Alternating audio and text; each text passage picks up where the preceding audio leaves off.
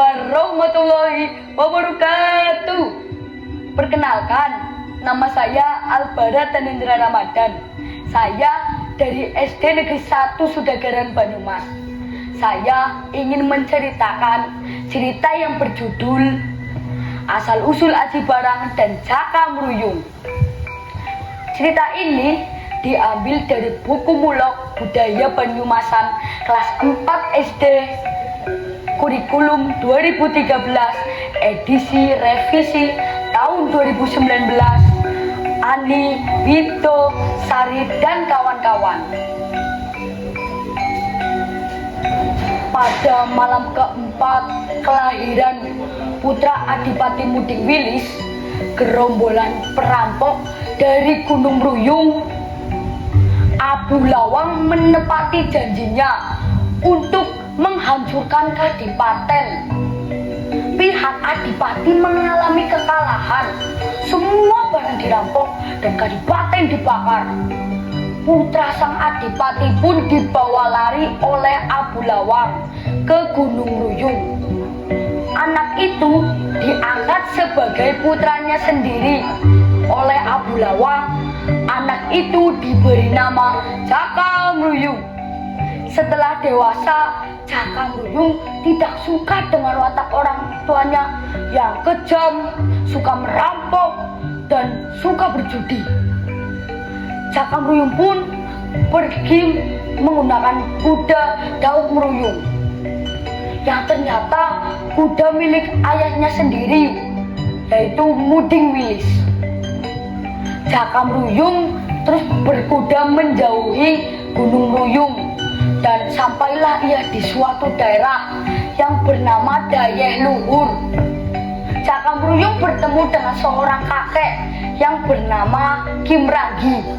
Kim Ranggi adalah seorang kakek yang dulunya adalah seorang prajurit dari kerajaan Majapahit yang kini menjadi pembuat kerangka keris. Jaka Mruyung pun belajar dan menulis bersama Kim Ranggi. Tempat belajar membaca dan menulis Kim Ranggi diberi nama Desa Panulisan. Setelah dirasa cukup, Jaka Mruyung pun diizinkan melanjutkan perjalanannya. Jaka Mruyung mencari hutan yang bernama Hutan Pakis Aji karena ia ingin membabatnya. Para warga, ayo kita babat hutan Pakis Aji. Perintah Jaka Mruyung kepada para warga. Ayo kita babat bersama-sama. Dan suara para warga saat ingin membabat hutan Pakis Aji, Jaka Mruyung menemukan ular besar. Hah? Ada ular besar? Ayo kita bakar dan bunuh. Ular itu pun terbakar. Alhamdulillah ularnya terbakar. Tapi lulu hutan Pakis Aji kebakaran, ucap Jaka Mruyung. Api yang berkobar menyebabkan hutan Pakis Aji ikut terbakar. Adipati Kutanegara pun marah dan ingin menangkap Jaka Mruyung. Akhirnya Adipati Kutanegara pun memerintahkan para warga untuk menangkap Jaka Mruyung. Para warga, tangkap Jaka Mruyung. Para warga pun menangkap Jaka Mruyung. Jaka Mruyung ditangkap dan dimasukkan ke dalam penjara. Selama di penjara, Jaka Mruyung bersikap sopan dan santun.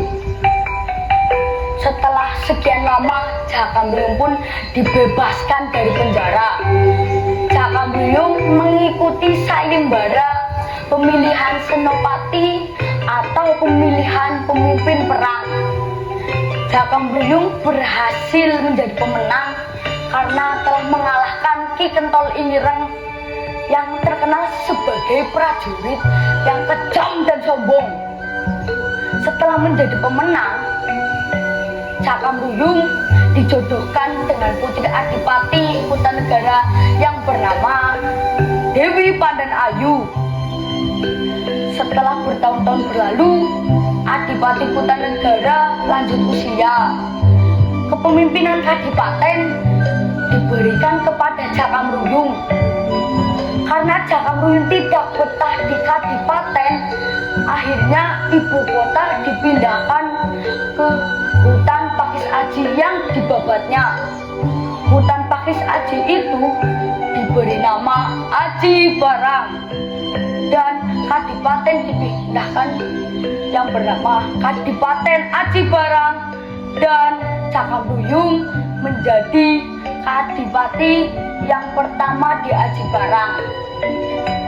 Pelajaran yang dapat kita ambil dari cerita tersebut adalah bahwa kita harus menjauhi sikap sombong dan kejam, dan harus selalu bersikap sopan dan santun, selalu hidup di jalan yang benar.